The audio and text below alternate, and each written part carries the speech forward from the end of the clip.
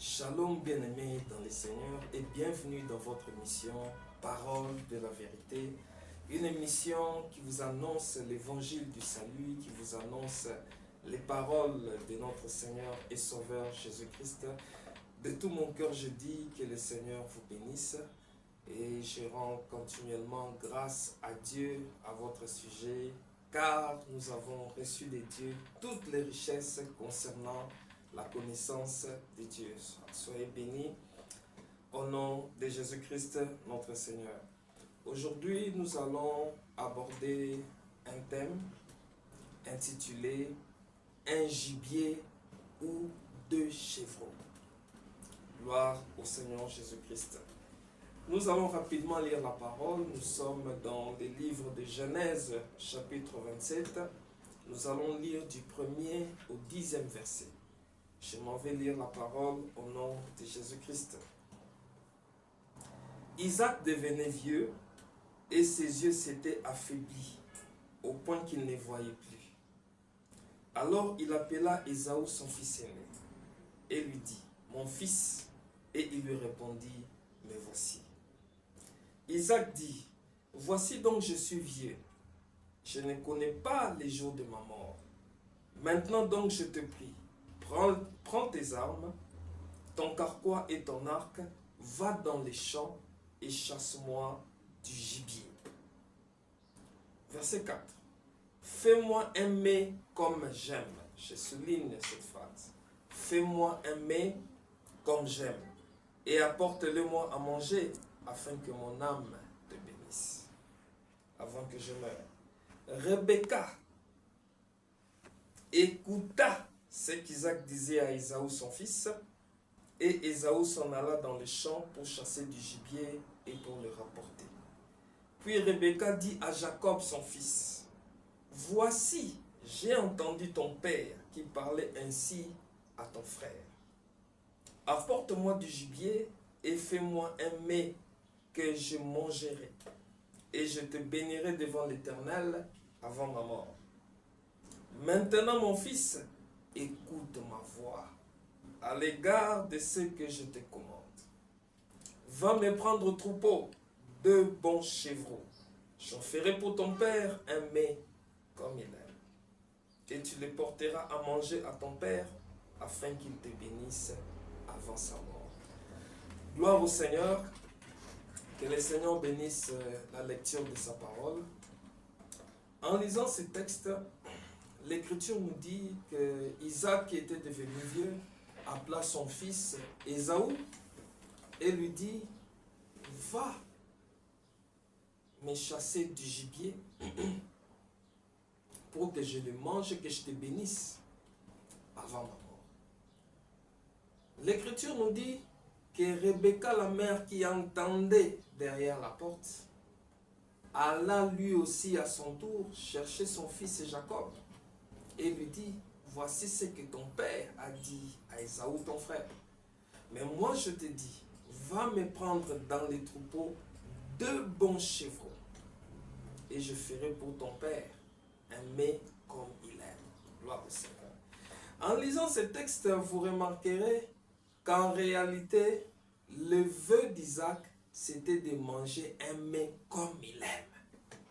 C'est pourquoi il a appelé Ésaü son fils et lui a demandé de lui préparer le mets qu'il aimait, un gibier, pour qu'il mange avant qu'il le bénisse. Dans ce texte, j'aimerais attirer juste votre attention sur une chose très importante, c'est que le langage du père est différent du langage de la mère. Vous voyez? Le père parle d'un gibier et la mère le transforme en 2 bons chevreaux. Mais au final, le père aura sur sa table un mets comme il aime. Remarquez bien ceci. Ésaü, qui a entendu son père, est allé rapidement à la chasse pour chasser du gibier, alors que la solution se trouvait dans le troupeau. Jacob, qui a entendu la mère, lui n'aura pas besoin de chasser. Il ira juste dans les troupeaux il va prendre 2 bons chevreaux pour les rapporter à sa mère, afin que la maman prépare les mets comme le père aime. Vous voyez? En réalité ici, le langage du père manifeste sa volonté, mais de façon voilée. Parce que le souci du père, comme nous l'avons dit, c'était de manger un mets comme il aime. Il dit à son fils, va me chercher du gibier. Vous voyez, il a manifesté sa volonté, mais de façon voilée. Le langage de la mère, par contre, vient enlever le voile, le mystère qu'il y a dans le langage du père, pour pouvoir lui apporter un mets comme il aime. C'est-à-dire, pour bien comprendre le père et le servir comme il aime, il faut écouter la mère. C'est très important de comprendre cela. Parce que si tu n'écoutes pas la mère, tu iras errer inutilement dans les champs. Alors que la solution est devant toi, dans les troupeaux. Gloire au Seigneur. La question qu'on doit se poser ici, qu'est-ce que le langage du Père ou encore le langage de la mère? Ça veut dire quoi?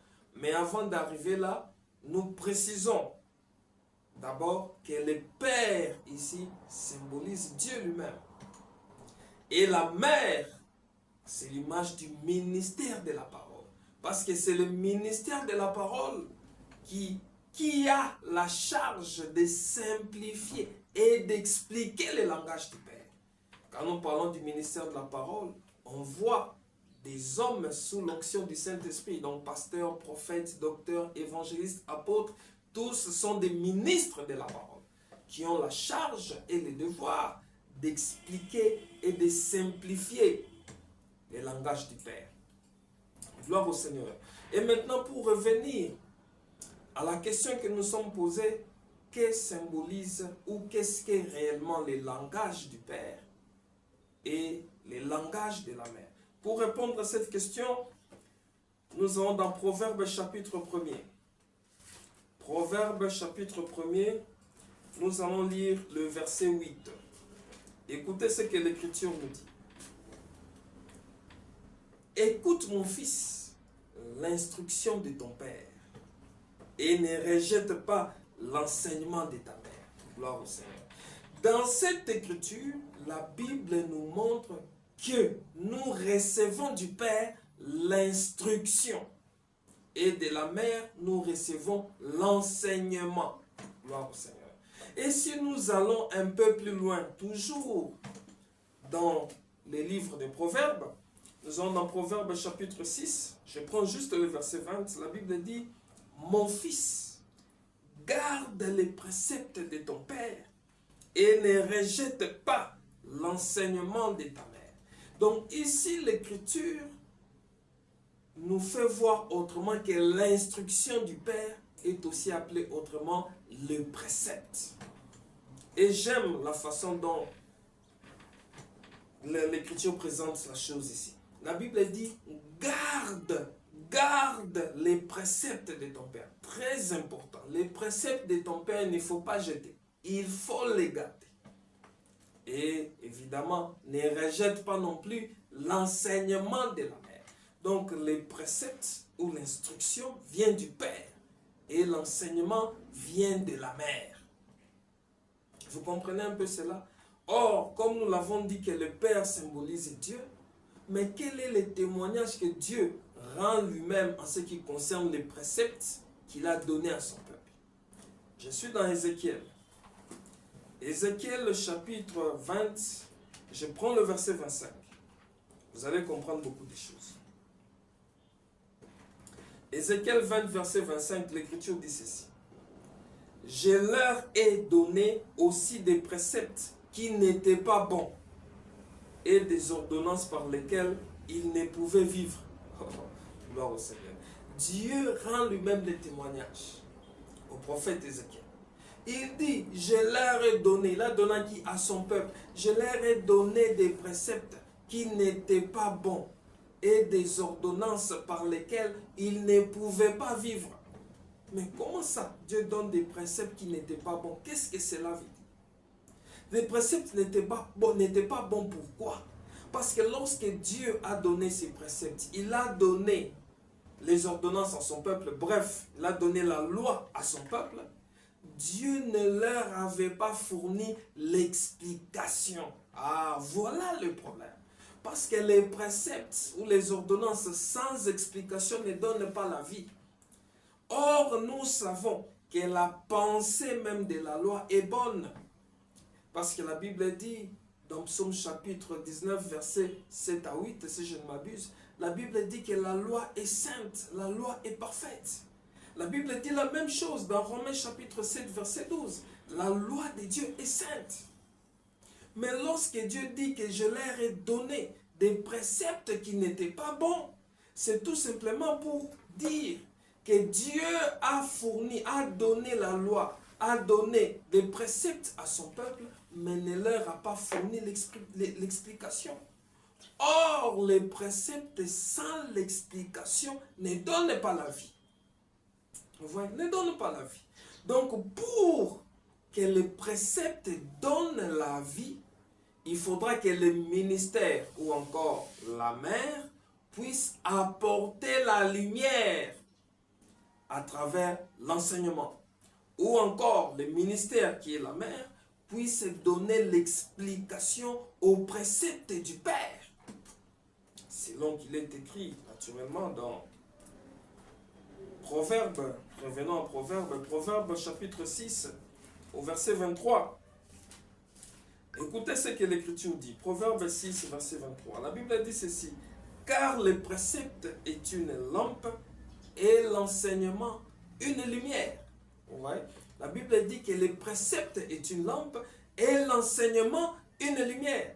Ouais. C'est l'enseignement qui apporte la lumière au précepte ou encore l'explication, la compréhension au précepte du Père. Gloire au Seigneur. Vous remarquerez que David va récupérer ces choses dans Psaume chapitre 119, verset 105. Qu'est-ce que David dit? David dit, ta parole est une lampe à mes pieds, une lumière sur mon sentier. C'est que nous comprenons que la parole a deux parties. Il y a la parole qui représente la lampe, la parole comme lampe. Il y a aussi la parole comme une lumière. Ok? Ceci nous amène à comprendre ce qui suit. La parole comme lampe, d'abord, qu'est-ce que ça veut dire? La parole comme lampe, l'Écriture dit déjà que c'est le précepte. Les préceptes est une lampe. La parole comme lampe, c'est les préceptes. Les préceptes, c'est aussi l'instruction. Et l'instruction, nous les recevons à travers les Écritures. Ce n'est pas moi qui l'ai dit. C'est l'apôtre Paul. Je suis dans Romains chapitre 15. Je prends le verset 4, je crois. Romains chapitre 15. Écoutez ce que l'Écriture dit. Romains chapitre 15, verset 4. La Bible dit ceci. Or, tout ce qui a été écrit d'avance l'a été pour notre instruction. Gloire au Seigneur. Donc, l'instruction, nous les recevons dans les Écritures. Vous voyez, l'instruction, nous les recevons dans les Écritures. Donc, nous comprenons que la lampe, c'est les préceptes, c'est l'instruction. Ou encore c'est le logos, ou encore les Écritures. C'est ça l'instruction et c'est ça la lampe. Gloire au Seigneur. Maintenant, la parole, c'est aussi la lumière. Or, lorsqu'on parle de la parole comme la lumière, c'est la révélation. Ce n'est pas moi qui l'ai dit. C'est David dans le psaume chapitre 119, verset 130. Écoutez ce que l'Écriture dit.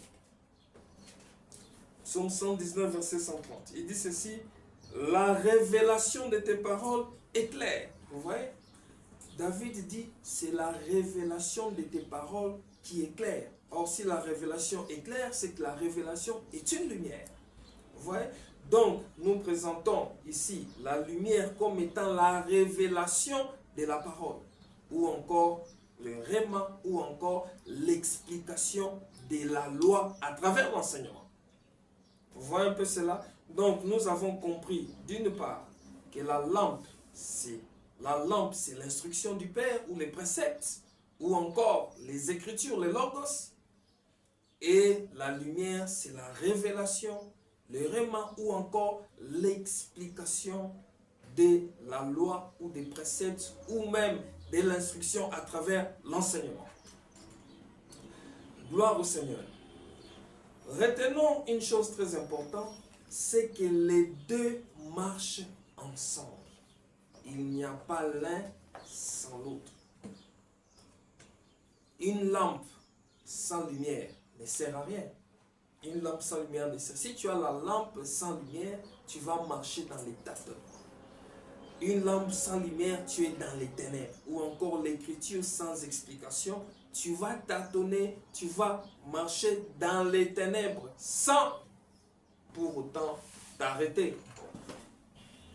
Vous voyez? De même aussi, il n'y a pas de lumière sans lampe. Parce que la lumière est toujours portée par une lampe, par quelque chose. Vous voyez? La lumière est toujours portée par quelque chose. C'est pourquoi les livres des Proverbes, chapitre 6, verset 20 dit « Garde les préceptes de ton Père. » Ah, en d'autres termes, garde la lampe. Car si tu gardes les préceptes qui est une lampe, tu auras la lumière. Ces préceptes-là, lorsqu'on va te les expliquer, ça va te donner la lumière. Gloire au Seigneur. C'est très important de comprendre ces choses. Donc, on doit garder les préceptes. Parce que si tu gardes les préceptes, lorsque l'enseignement viendra, ça va te donner la lumière, ça va t'expliquer, te donner la pensée ou te révéler la volonté réellement du Père. C'est pourquoi, lorsque Rebecca a appelé Jacob, son fils, remarquez, avant de lui dire ce qu'il doit faire, Rebecca va d'abord répéter l'instruction du Père. Parce que Jacob devait d'abord recevoir l'instruction ou la lampe avant que cela ne puisse donner la lumière. Revenons dans Genèse chapitre 27. Je suis dans Genèse chapitre 27, le verset 6. Revenons à notre texte de base. Je commence à partir du verset 5. Écoutez. Rebecca écouta ce qu'Isaac disait. Plutôt, Rebecca écouta ce qu'Isaac disait à Ésaü, son fils. Non, verset 6 plutôt, je voulais dire. Puis Rebecca dit à Jacob, son fils, « Voici, j'ai entendu ton père qui parlait ainsi à Ésaü, ton frère. Apporte-moi du gibier et fais-moi un mets que je mangerai et je te bénirai devant l'Éternel. » Vous voyez? Donc, lorsque Rebecca appelle Jacob, il commence d'abord par répéter l'instruction du Père. Tu ne peux pas expliquer un songe si au départ tu ne rappelles pas les songes. Très important. C'est le conseil que nous avons reçu de Nebuchadnezzar. Lorsque Nebuchadnezzar a rêvé, il dit non, non, avant de me donner l'explication, rappelez-moi les songes que j'ai. Donc on devait rappeler le songe à Nebuchadnezzar et puis lui en donner l'explication. C'est ce que Rebecca fait ici. Elle commence par rappeler les paroles d'Isaac. Ce que Isaac a dit à Ésaü, son fils, après avoir rappelé au verset 8, écoutez ce qu'il dit.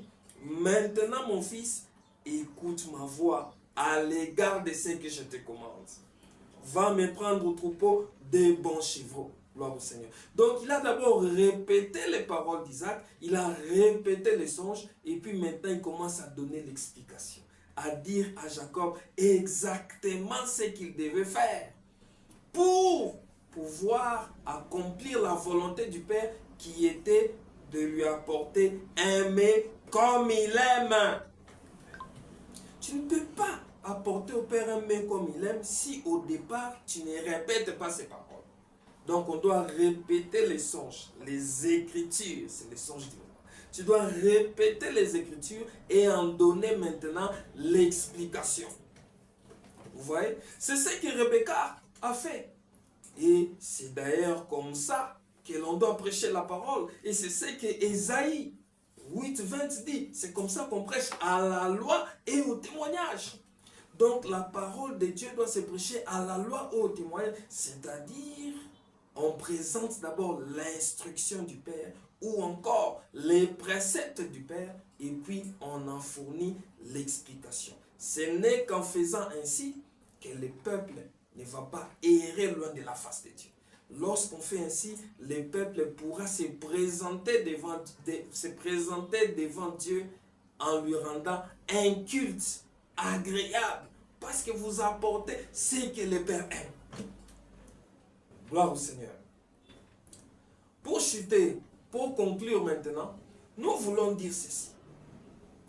Les 2 chevreaux symbolisent aussi l'écriture et l'explication. Ou encore, la parole et la révélation. J'irai encore plus loin pour dire que les 2 chevaux symbolisent encore l'adoration en esprit et en vérité. Car c'est ça l'aimer que le Père aime. Lorsque tu lui présentes ces choses, alors tu pourras lui rendre un culte agréable à Dieu, un culte qui touche son cœur et qui le satisfait. Parce que tu lui présentes les mets qu'il aime. Donc, écouter l'instruction du Père, c'est bien, c'est très bien. Ne te limite pas à écouter l'instruction du Père. Il faudra aussi recevoir l'enseignement de la mère, c'est-à-dire l'explication de l'instruction, des préceptes ou encore de la loi de Dieu pour pouvoir avoir la vie et rendre à Dieu un culte qui touche son cœur, un culte qui le plaît, un culte agréable à Dieu. Voilà les petites paroles que j'ai voulu partager avec vous. Vraiment que le Seigneur vous bénisse, que le Seigneur vous multiplie ses faveurs. Partagez la vidéo, que Dieu vous bénisse. Ciao.